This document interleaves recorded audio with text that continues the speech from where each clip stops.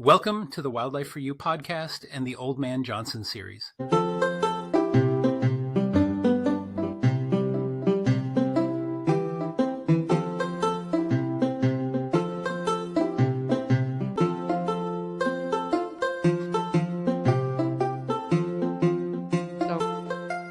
Welcome back to the Wildlife for You podcast. I am your host, Stephanie Payne, coming at you live and in person, and I am joined here by my good friend and absolutely amazing colleague, Daryl Radijak.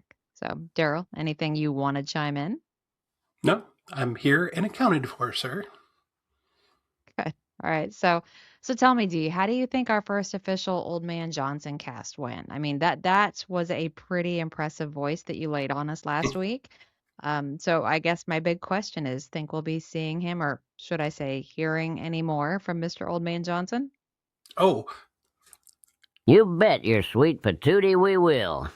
Oh my goodness, Dee. You know what? You are getting painfully good at that. yeah.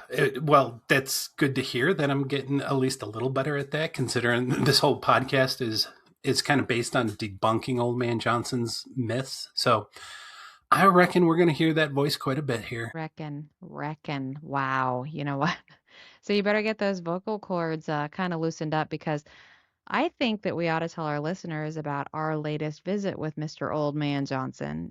Because although he kind of teased us about our wolf knowledge last time, he dropped a doozy on us this week. And fortunately, it is right in our wheelhouse. So do you wanna go ahead and give it a shot and tell our listeners what Mr. Johnson had to say this week? I reckon I can give it a shot there, Steph. So if I recall, let me see if I can do this. All right, here's what Old Man Johnson had to say. Well, howdy do, Miss Stephanie. I see you didn't like what I had to say about them monster Canadian wolves last time we talked. You may be right about them, though, seeing as I haven't dealt with them wolves too much. No, my troubles are more with them cats. You know, the ones we got down in the holler. Painters is what we call 'em, always screamin' and a-hollering like a woman scorned. Yep, they done killed all the deer out of Knobbly Cobb Cove. Why, just last year, me and old Jesse found a deer it done drug up a tree to feed on. Yep, can't be too careful these days. They'll stalk you from above if you're not careful. Them painters sure are some vile creatures. My Woo, how was that? Yeah, good job. Good job. You nailed it. Thank you. But you know what? I have an inherent affection for crotchety old dudes. It is just how I roll. So I just love that Old Man Johnson. But Dee, there's lots to unpack again. So where do you want to start? Well, it sounds like we're going to be talking about painters, and we'll get into that. But I think we should probably start by telling our listeners where Old Man Johnson lives. Now, though he claims he has this worldly knowledge, our good old friend there, he lives up in Holler in good old Appalachia. So right there, that should tell you a little bit about his painter experiences. So why don't we start talking about where painters live? Or better yet, Steph, why don't you tell the folks what Old Man Johnson means when he refers to a painter? Yeah. Okay. So, I think I mentioned this on our last episode, but a mountain lion or a cougar by any name is still a cougar. So mountain lions dash cougars dash pumas. I mean, these little guys, they have lots of names. So primarily you hear mountain lion a lot. That used to be pretty much out in the West, but it's really kind of picked up. You'll hear cougar a lot in a lot of different areas. It's a pretty broad term, and that's actually probably one of the more common terms that we hear. Puma. So you'd hear that ironically if you're like in Europe or South Africa, but the funny thing is puma is part of their actual taxonomy. You'll hear panther, but that's primarily when you're getting down into the very deep southeast piece of the US because they have a a subspecies of the cougar, which is the Florida panther. So panther is pretty often there.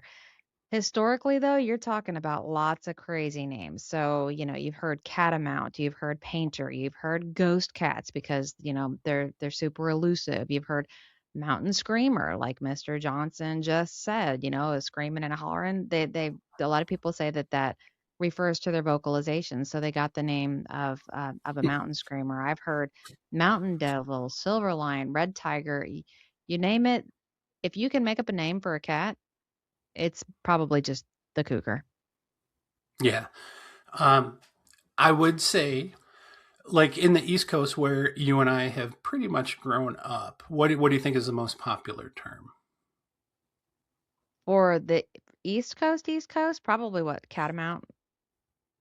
Well, I think that's up in New England. See, I always figured it was more mountain lion in the eastern half of the U.S. and cougar in the West. But So you're likely to hear. actually, yeah, actually, I think I've heard it more the other way around, where mountain lion's been primarily a Western term, and I thought us Easterners were the cougar peeps. It could be. I guess we got to start interviewing people here, Steph. But the claim to fame with these critters and this critter that we're talking about, the scientific name, and Stephanie mentioned it. It's Puma concolor. That's the genus and species. And so the species name, that concolor, when you translate it from Latin, it pretty much means one color. Now, if you look at a mountain lion, you'll see a couple of different shades. Like the belly might be a little bit lighter. It has a black tip on its tail. It's not all one exact same color, but the reason they call it concolor or one color is because it does not have spots or stripes when it's an adult. Now, young cougars will be spotted, but they lose their spots usually within that first year. And then they have pretty much a solid one colored looking body with a couple of little different markings on the tip of the tail or on the ears. But for the most part, they are not a spotted cat or a striped cat. So that's where that comes from. But their claim to fame, and you mentioned it, they have some of the widest, I don't know how you say it, but the most number of colloquial names of pretty much any animal. And it's probably because they cover the almost the entire Western Hemisphere, or at least they did. And so you have uh, some of these northern Canadian tribes that may have encountered mountain lions at one point, all throughout Canada, US, Mexico, Central America, all the way through South America. So you have every culture, every dialect that has encountered these cats throughout history. And so that's why there's all these different names for pretty much the exact same cat.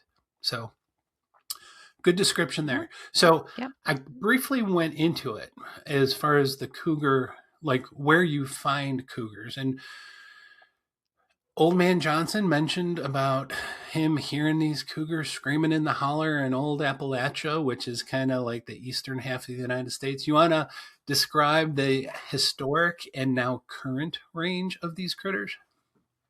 Yeah, yeah. So well, I mean, you kind of, like you said, you kind of already mentioned it. When it comes to the historic range, we had extraordinarily broad coverage. You're talking about all of the US going all the way up into Canada, all the way up until you get to really that kind of well, we'll just call it the stupid cold zone, right? So when you're getting up in the very northern parts of Canada, Alaska is not a place where you would have seen cougars, but then all the way through Central America and then all the way essentially down through South America as well. So they quite literally everywhere where it was decent enough climate for them. So again, they're not into the stupid cold just like me. You saw a population of cougars for that area. Now that was then. Once we had the pretty much the European introduction invasion. of the early settlers and the Europeans and uh, that's really when we started to see the populations decline. So at that point, then the entire eastern half of the U.S. was pretty much devoid then of cougars. Now, I will say that there's a couple distinct pocket populations in the eastern US that have subsided throughout that period. So you've got your Florida panthers, so i.e. the Florida cougar. And it survived because it learned how to adapt and live deep in the Everglades where people just, that's not a people place. So they managed to hold on there. But other than that, they were eradicated throughout the entire eastern half of the North American continent. So I don't want to make it sound like it's just Americans. We're talking it hit all the way up in Canada too. And that stretches out all the way to the central states. And you've got a couple little pocket populations that have managed to hold on, or, come back in contemporary times. But for the most part, these cats were eradicated except on the western half of the United States. Now down in South America and Central America, they've managed to maintain their historic range pretty well. There's a Mhm. couple areas like down if you go near and I think it's probably down near like the Brazil area. The There's some most spots there populated too, parts. but most of South America. Yeah, the most populated parts are where they're pretty much gone, and we're talking it's still only just a few places in South America where they don't exist anymore. But yeah, Yeah. so they went from being amazingly broad spread to now just in the U.S. anyway, being a shadow of their former selves.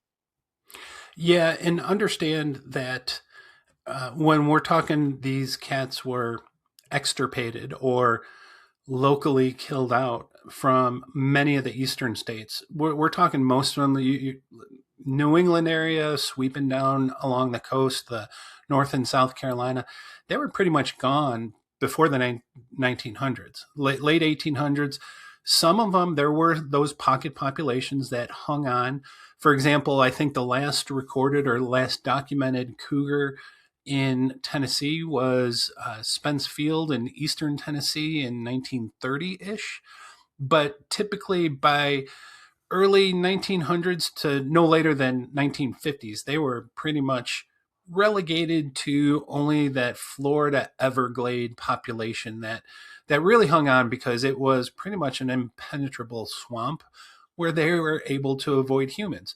All those other areas, it kind of makes me laugh when I hear people talking about how wild the eastern half of the U.S. and I agree. When you get up in the Appalachians, there's some beautiful mountains, but you walk a couple of miles in one direction and you're going to cross a road. You're going to cross. So it has been inhabited far greater than most of the western states, Canada, a lot of those other places where you walk for miles and miles and miles and you don't encounter anything.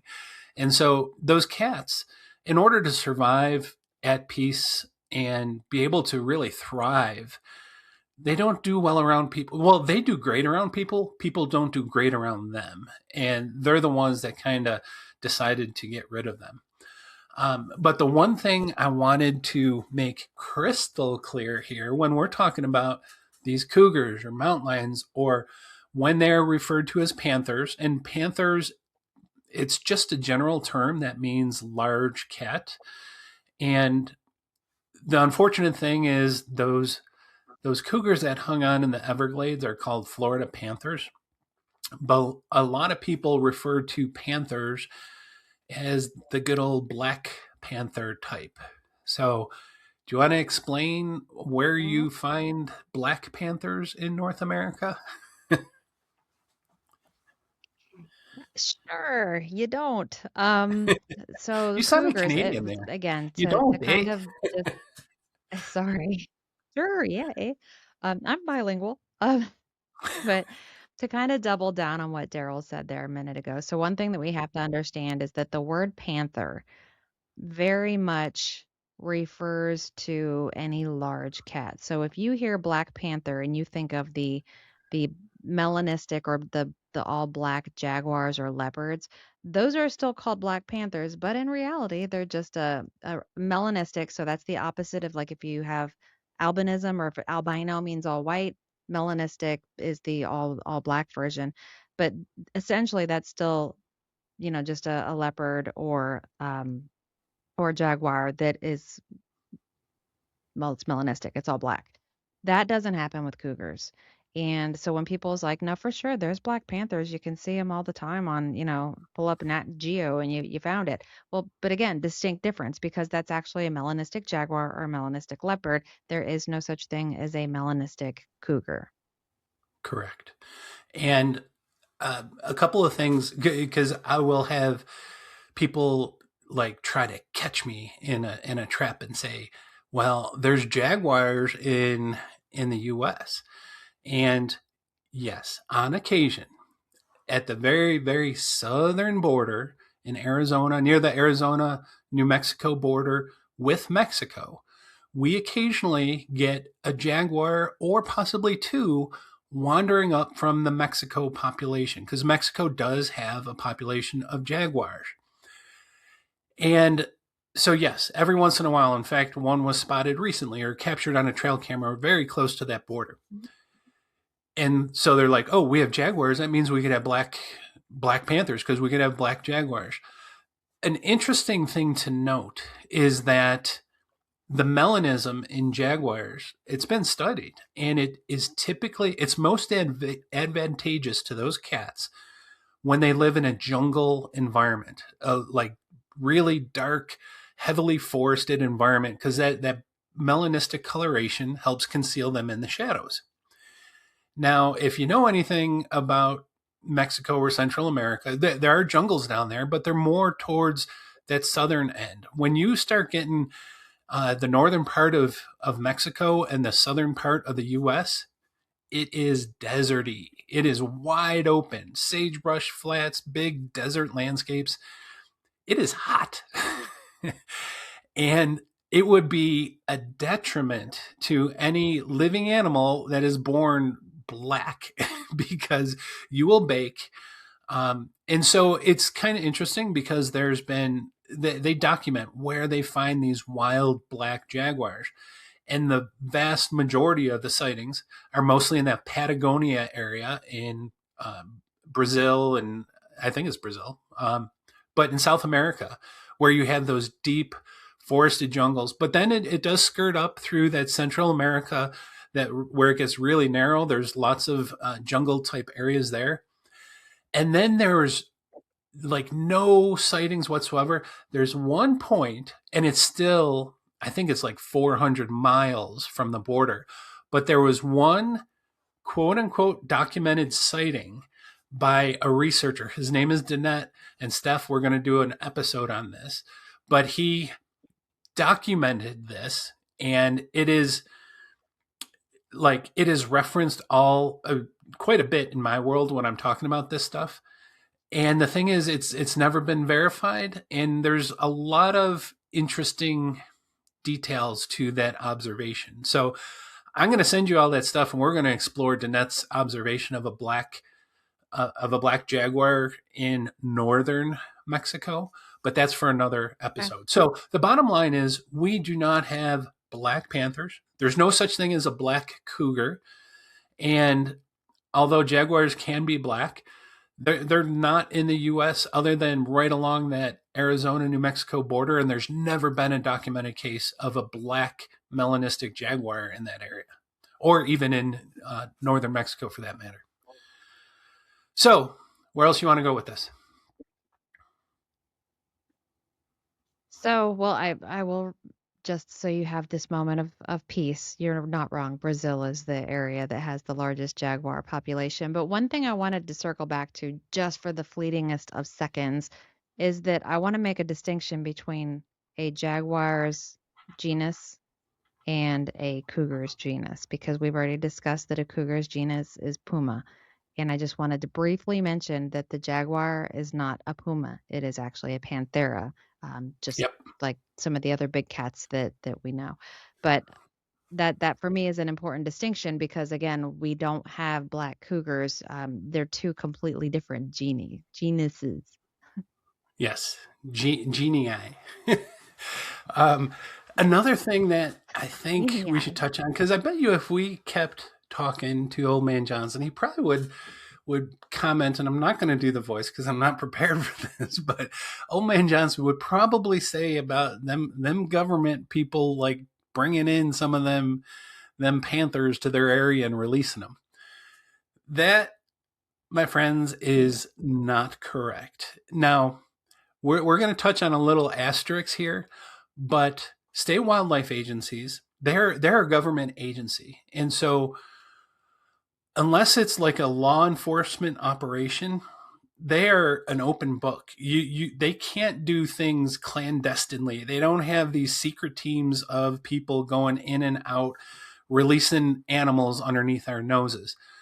And so anytime we have done releases, all of that's documented. Everything can be looked up.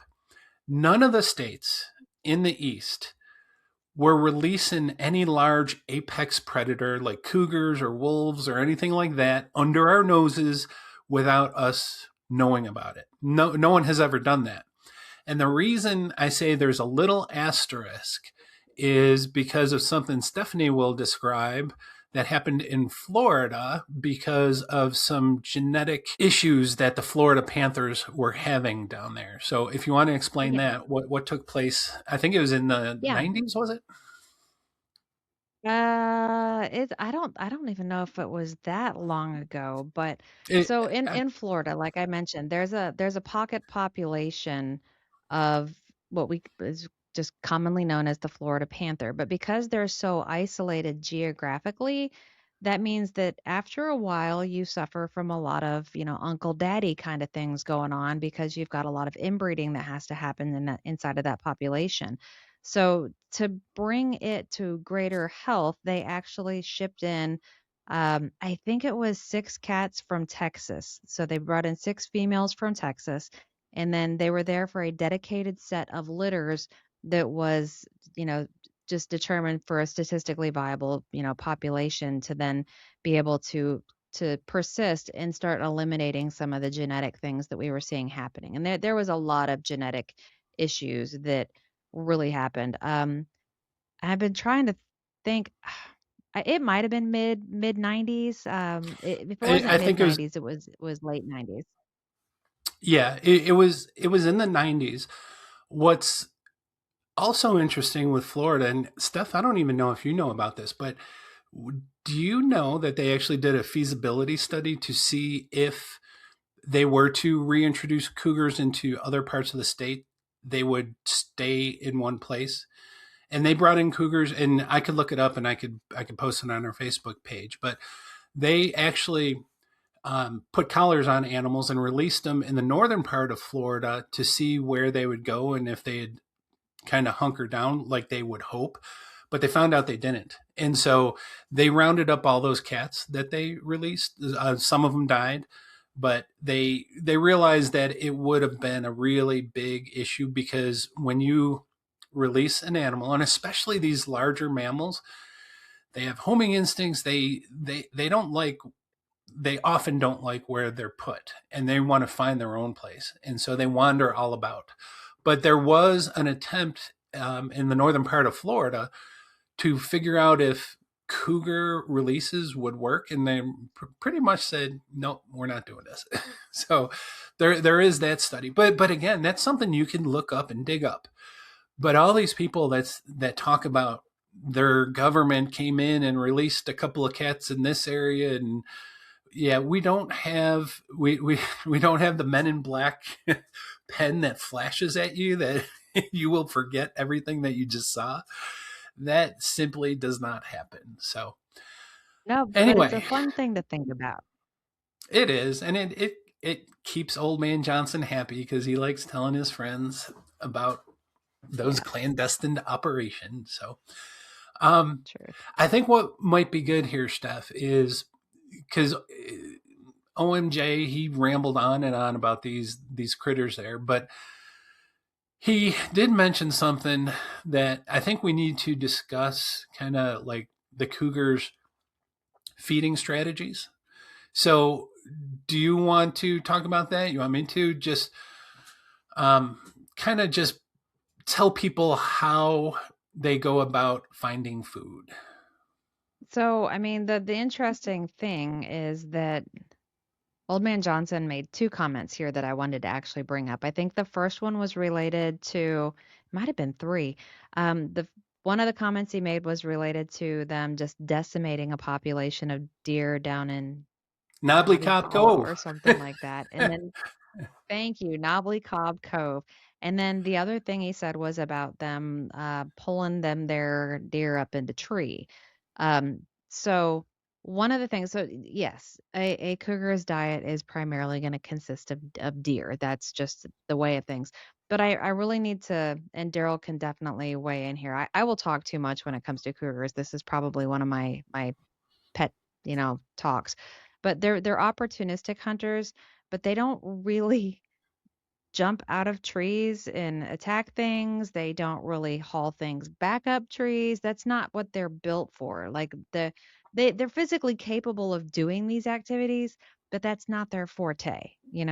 Um, and they also don't decimate their entire food source, because that's just not a good survival tactic at all. So, Daryl, where do you want to go with that piece? Because again, this is a pet product of Yeah. mine, so Well, I could I probably talk think about it forever. describing like you know me, I love apex predators. You love apex predators. We actually taught some classes about how different predators secure their meals. And Hmm. so you look at a predator like a wolf, a gray wolf, which we talked about last podcast. They, if you think about the strategy, wolves are more or less like marathon runners when they're trying to track down their prey. They will pursue the animal, and especially if they're in a pack, they can pursue that animal. And like you have one lead wolf that's really harassing that animal. When that wolf gets tired, another wolf could step in, and they just pursue this animal for a long, long time until that animal pretty much wears itself out and just doesn't have much of a fight left. Cougars are not that. They're not pack animals, they're No. solitary hunters. And so instead of being the marathon runner, we liken them to being like that world class Usain Bolt sprinter. So they're very stealthy. And if they can sneak within range of their prey, which is typically a deer, it could be elk, it could be smaller animals too, but typically they like feeding on those larger animals because they're securing a greater amount of food. And so when they get close enough, they will burst forward in a crazy lightning strike. And like I said, it's that sprint that they do. And because they're all by themselves, they're attacking an animal that is often much larger than them, and they risk injury. So their goal when they're trying to take down their prey is to incapacitate that animal as quickly as possible. So where do you think they go for? So that means this is gonna be another misconception. So I want to make sure we're super clear here. Generally speaking, they're gonna go for the neck, but they're going for the back of the neck because they don't want to put themselves in additional danger. But they're gonna go straight for the back of the neck, and then they're gonna use their teeth are actually very specialized to actually work on the cervical vertebrae on the back of the neck and separate those to cause death pretty quickly. But yeah, back of the neck is their favorite. That's their spot. Yeah, and if they can't get the back of the neck, that is the best spot for them because they will avoid those flailing hooves of whatever prey animal they're trying to get. And if they bite down on the back of the neck, it's almost instantaneous death. Obviously, a large animal is going to be fighting, struggling. Sometimes they will shake the cougar off, but if the cougar is determined enough, it will grab the animal underneath and pinch off its larynx, its air pipe, and they will just pin that animal down for a minute or two before that animal then succumbs to lack of oxygen. And so this is very indicative of cougar kills is you see the attack in Mhm. that head and neck region, whereas wolves and some of the other canine predators often go towards the back of the animal and just it's death by a thousand cuts. And so, Yeah. very indicative looking at a carcass to see what type of predator took it down, especially determining between feline and canine. And I know you got a thought there because, Yeah. I do. Because one of the things that I want to bring up is a lot of people have a misconception that a mountain lion is also the same as a lion, an African lion. And I need to, because you see a lot of African lions on video that'll grab some large prey item and they're going to grip it by the front of the neck and they're going to hold on to it to essentially just work on it's more of a suffocation. Um, maybe some exsanguination in there too, but that's really what they're looking for. And I need people to understand truly the difference in size between an African lion and a cougar, because you're talking a male African lion is like 350 to 550 pounds. A male cougar's half that size, all the way around. You're talking like a 140 to 200 pounds for a pretty robust cat. And the male lion's like, 4 feetish tall. At the shoulders and haunches area, whereas the cougar's like 2 to 3 feet tall. So I just need to make sure that people understand that even though we call them mountain lions, they are in no way, shape, or form related to a much larger African lion. Very good point there. And so what happens is after they secure their prey item, they now have this glorious meal in front of them. It could be a very large deer, a small elk, so they might have a couple 100 pounds of meat laying there.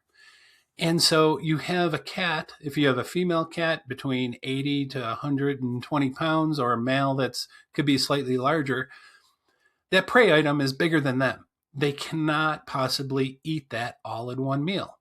And so one of the first things they do is they try to move it to a secure location, because it's going to require them feeding on that animal for a number of days, depending on the size of the prey item.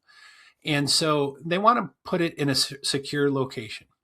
And this leads me to one of my biggest pet peeves, because anytime you see a post on Facebook or anywhere where there is a deer or a goat or something up in a tree, 98.76% of the people, and I counted, they will say, "Oh, that was a cougar." And it drives me nuts, because you mentioned it before.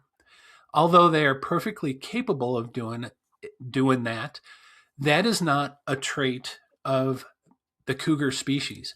Now, I will say leopards and jaguars have been known to drag prey items up in trees.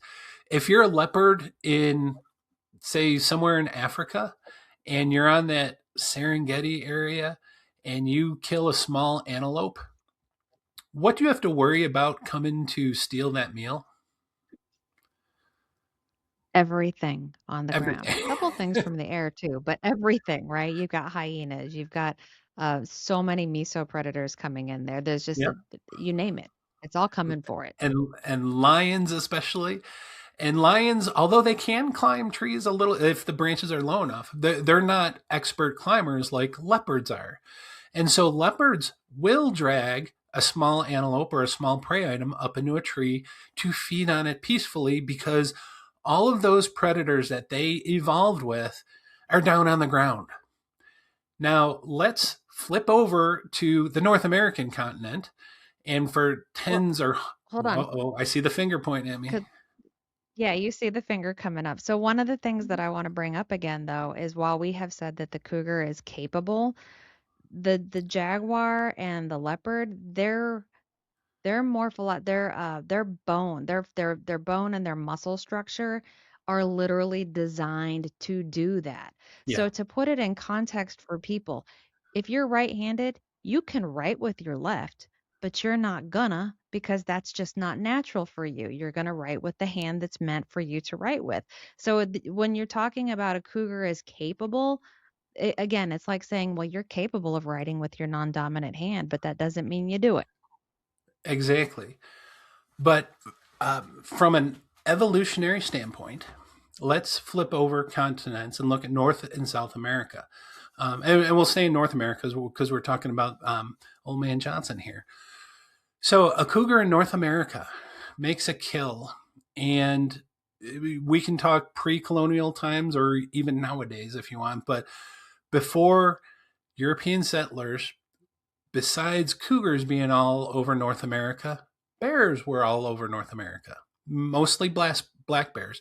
Brown bears ranged all the way to almost the Mississippi, but black bears were pretty much found everywhere in North America where cougars were. They evolved together for hundreds of thousands of years. So I So see what the. climbs trees super well, Well, Daryl? I was just going to say, if you're a cougar, one of the only things that's going to force you off your prey is a bear.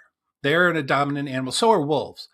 But if you're a cougar and you're afraid of a bear stealing your prey, especially a black bear, why You would don't you put it in put a your tree. food on display where you could see it from 2 miles away to say, here's what I killed, bears, come take my food?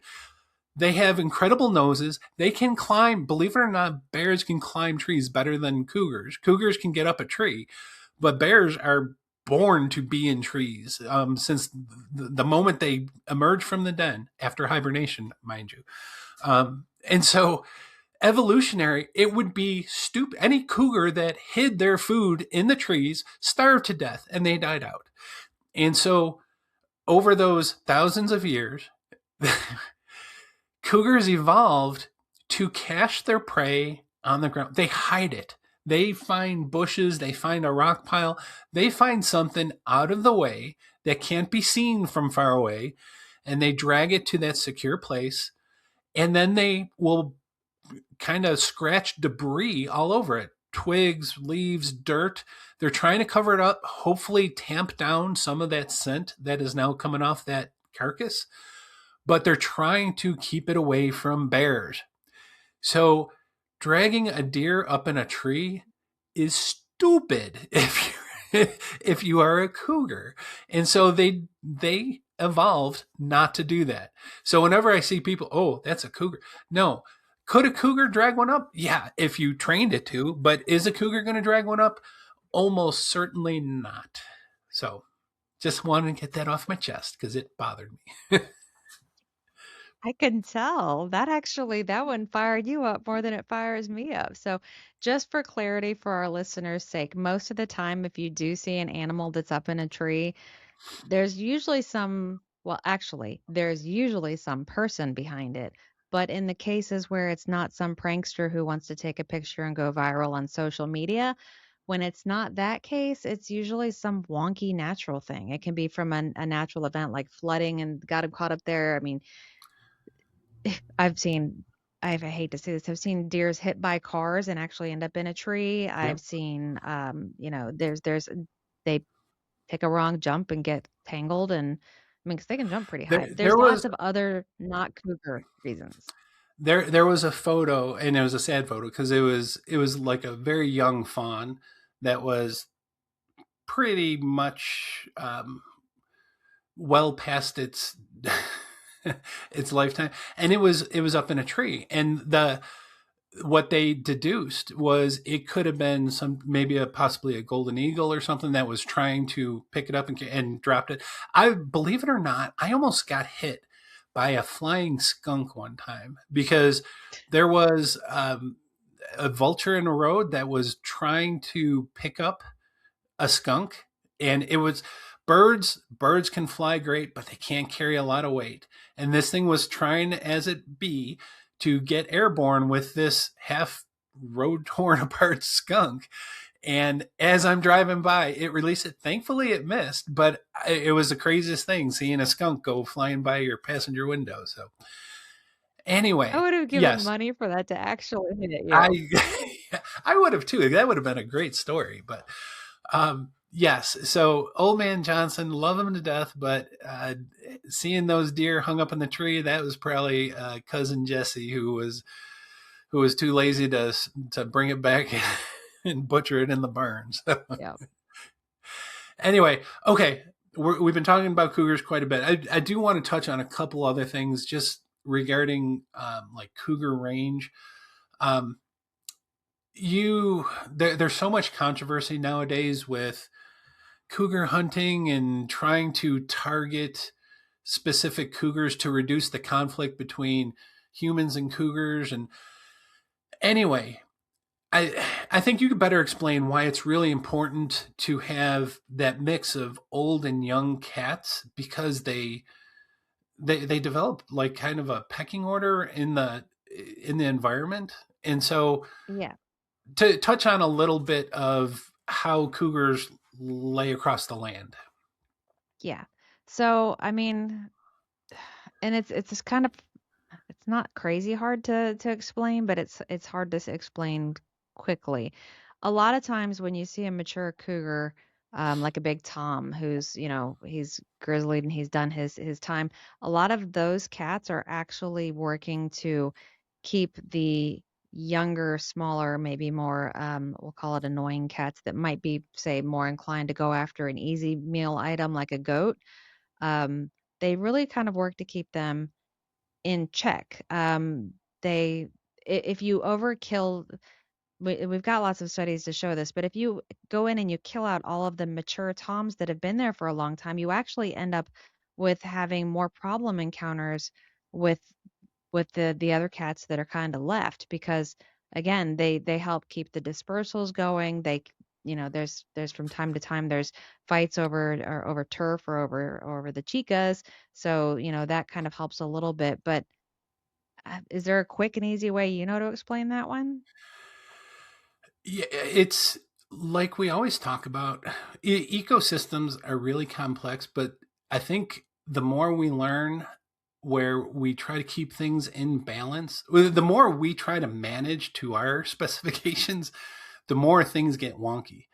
But when nature is left by itself to settle at some um, level where you have old mature toms, old mature females, the juveniles, things are much more peaceful. A big thing is when you remove, if you just so happen to remove a large female, especially if it had cubs recently, those cats struggle. They stay with the mom for up to 2 years, and so like if a female that had kits or the cubs gets killed, and you have 1 or 2 year old cougars that are on their own, those are often the ones that really cause trouble because they're just trying to survive and they really don't know how to because mom's not around to show them. So, anyway, bottom line, this isn't a knock against any form of management or anything, but uh, out in the wild, there comes an equilibrium where the animals, the cougars will have their hierarchy within their species, but understand that relates to the mesopredators and possibly wolves. There's this balance that comes, and it's not always maximum number of animals you could possibly have. That's not the end goal. You want to have the right number of animals and like the right consistency of animals, and that's usually dictated best by Mother Nature. So, Yeah. anyway, the one thing I will say when it comes to those young animals, because I'm going to mention another pet peeve of mine. The animals that disperse, that you see far, far away from established known populations or known ranges.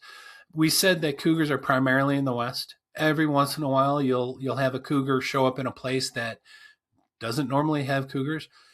In almost every situation, it's not every situation, but in almost every situation, it's a young male that's dispersing, that's trying to find its own territory because it's getting its ass kicked by the older toms back home. So oftentimes they disperse, trying to find their own territory and trying to find other females. That's another big key. And so sometimes they go on these long walks. When they go on a long walk, they might find the best habitat loaded with deer, tons of food, but what's lacking? They don't have the chicas around. So Uh, they want to Yep.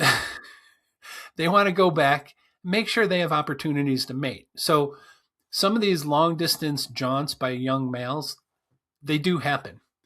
But I tell you what, Steph, every like there are thousands of cougar sightings in the east, like every day.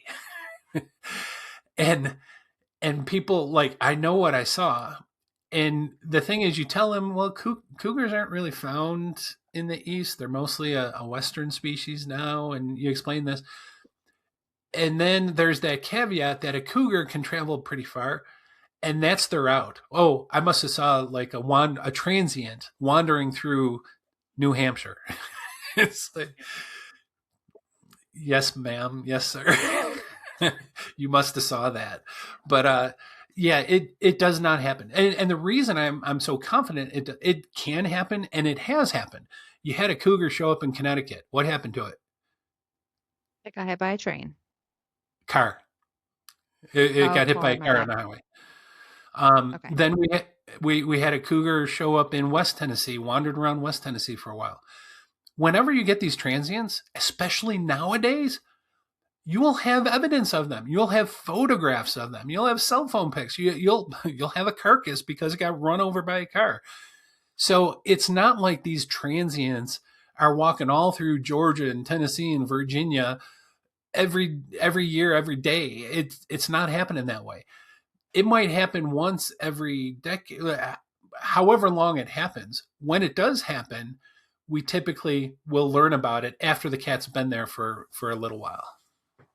Yeah. Do you not And I agree? would say right now we're averaging a little more, right? Like, because I think the Connecticut cat was in 2011. The Yep. Tennessee cat I know was in 2015. There was a Great Lakes cat that was like 2025. So I mean, and that's encouraging for the people like you and I that are hopeful that they will eventually rehabitat their old areas. But we're talking for that to happen, you're talking Yeah. hundreds of years, and that's if we stop being, putting that pressure on them. So Absolutely. And I hate to say this, Steph. I don't want to be a Debbie Downer, but my dream of cats rewilding or cougars rewilding in the East is it's almost completely diminished. Not that we couldn't have them, but right now the mentality of the public, they won't stand them. And unless we change the no. public's perceptions, the cats don't stand a chance. As far as coming here naturally, if you have something where you have a rewilding event where they release them, but that would probably likely never happen either. So anyway, so if we beat this cougar horse to death, or should I say the painter discussion to death? I think so. Sadly, I could talk about it for hours more, but I think we've probably wore everybody's ears out. Yeah. Hey, so Steph, you think we should tell our listeners of our brilliant plan? Oh, the one that's so brilliant that I don't even know about it? Yeah, that's the one. No, seriously. You know how we, or at least I, was beginning to feel a little bit bad about how we are kind of always painting our good friend Mr. Johnson into that not so smart corner. Well, at least for me, I kind of looked in the mirror and I realized over the years I haven't been so smart either. You see, there's a couple of ways people can be ignorant. For example, you have um, and just so you know, I'm using ignorant in that polite sense of the term. You can have people that are simply uneducated, and I always we talk about old man Johnson, but I always go back to my dad. My dad did not have an advanced education, and he told me some tall tales. It's simply that they don't know any better, and that's okay. That's who they are. But on the other side of things, and I've encountered this a ton, and I've been guilty of this myself, sadly, is you can have people that are like overeducated or let's say well educated, but they don't know how to talk to people. That's a great point, and that's kind of how you and I became friends, but I suppose that's a whole nother story. Yeah, because unfortunately, the government is sometimes chock full of those kind of people. Anyway, I thought it'd be a good idea for this podcast if we just don't continuously pile on to Old Man Johnson every time. And that we kind of introduce a new character at times, like one that's kind of like the polar opposite of Old Man Johnson.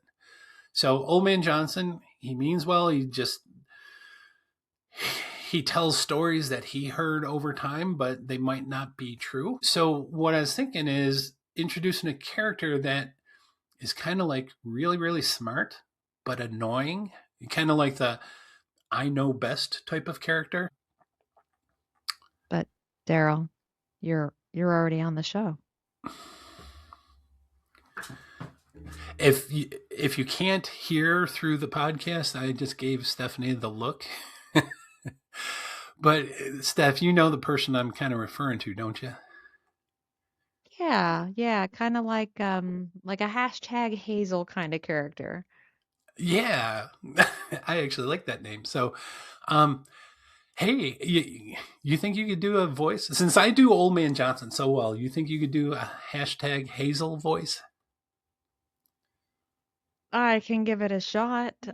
So I'm guessing it would sound something like, You guys, when are you going to start talking about stuff that really matters? You know, like, why do we even need to hunt animals anymore? That is like so 1800s. But speaking of animals, did you know that opossums are like the world's most beneficial animals? They like fight rabies and like clean up the world from all these nasty diseases. In fact, I heard they eat something like 5,000 ticks per day, so we should like start releasing more opossums into the world. Don't you think? You are awesome stuff. That was so much better than I think we just need to retire Old Man Johnson and go with hashtag Hazel here. So anyway, I think, yes, I think we're onto something because some of our upcoming topics would probably be better brought up by hashtag Hazel because for some reason I just don't see Old Man Johnson defending them poor little possums. So yeah, no, I totally agree with you there, Dee. But, I agree, but I have to ask, are you ready to wrap this one up? I sure am. So why don't you lead us out? All right. So once again, folks, we love talking to you about wildlife and trying to clear up some of the misinformation that you hear out there. We also love listening to you. So if you have any topics that you'd like for us to explore, please just reach out to us. You can either reach us through the Wildlife for You Facebook Messenger, or you can email us at WFY questions, like wildlife for you, WFY questions at gmail.com. Yes, folks. We would absolutely love to hear from you with whatever topic ideas you may have. Any compliments, any criticisms.